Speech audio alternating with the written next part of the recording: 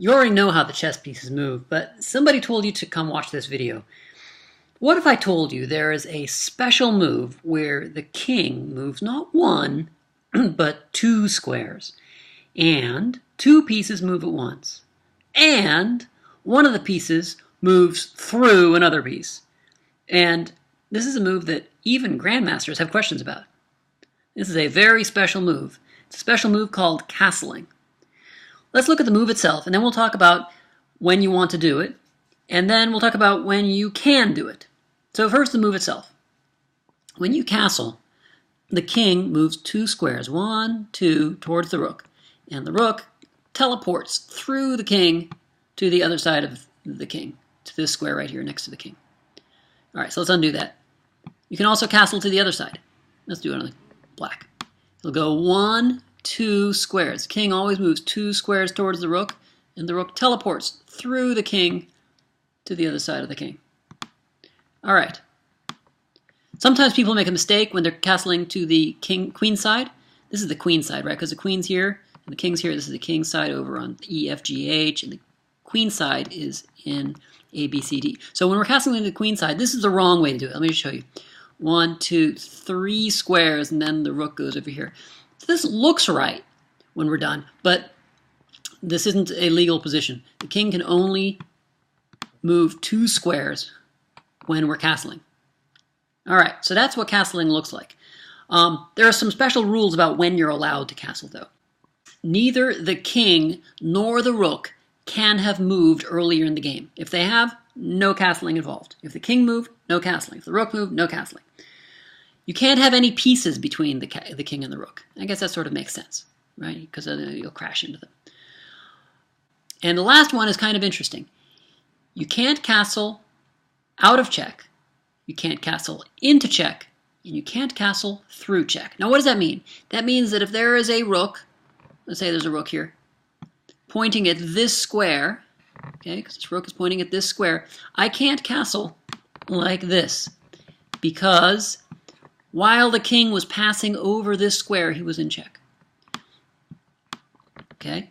Similar thing, if the king is in check, no castling involved, either side. Okay? If the target square, of course, now this is sort of an always thing. You can never end a move in check. This is kind of the primary rule in chess. No ending the move in check. All right, so once again, both the king and the rook that you're trying to castle with cannot have moved earlier. No pieces between the two pieces that are castling. And you can't castle into, out of, or through check. All right, one last thing. At the school where I teach, we play with touch rules, meaning that if you touch a piece, you have to move it. So for that reason, I say that when they castle, they should always move the king first. Because if you move a king 2 squares, the only thing you could possibly be doing is castling, right? And if it's not a legal position to castle, okay, then you'll have to move your king. But if you move your rook first, I've just made a move. See that? Rook can move all these squares towards the king, and that's a legal move. So always move the king first. That way you avoid getting into arguments. Some frequently asked questions about castling. Can you castle if the rook is being attacked? Think about it.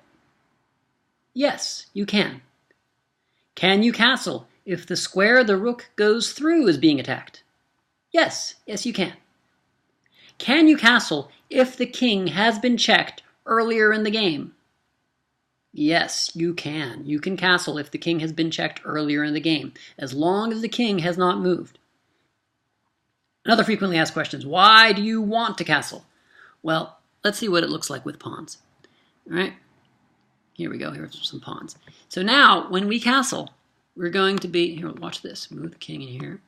Now we've got a wall of pawns, 1, 2, 3 pawns, all being protected by the king, and the king is being protected by the pawns. If you try to attack through here, no, there's no way to check the guy. Okay?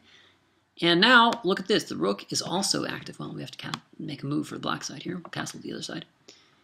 All right? And now I bring the rook out. These rooks are connected. These rooks are connected. They are in the game, very active, ready to go down the middle of the board and crush your opponent.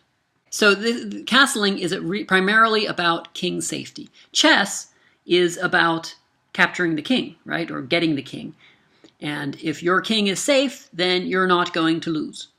So you have a better chance of winning if you don't lose. So let's take a look at some more pieces on the board. No, I don't want to save this. Some more pieces on the board. So now the question is, can white castle to the king side? What do you think? Pause the video if you need to. All right, what did you say? Did you say that yes, he can castle to the king side? You would be wrong because the bishop is attacking this f1 square, so you can't castle through check.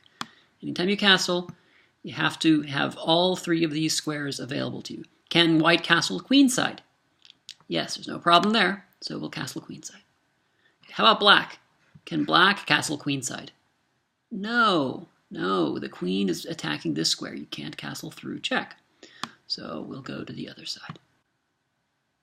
Now this game was played by two grandmasters, really the strongest players in the world at the time, Viktor Korchnoi and Anatoly Karpov. Karpov was world champion at the time. Korchnoi was often a challenger for the world champion. Anyway, they got to a position. It was exactly like this. And Karpov was black. He took Korchnoi's bishop. Okay, and Korchnoi, I'm not going to go into the analysis of this game, thought, my rook is being attacked. I don't really like having my king on this square. Maybe if I castle will be good. But he wasn't sure that he was allowed to castle while his rook was being attacked. So he got up, went over to the tournament director and asked, may I castle in this position?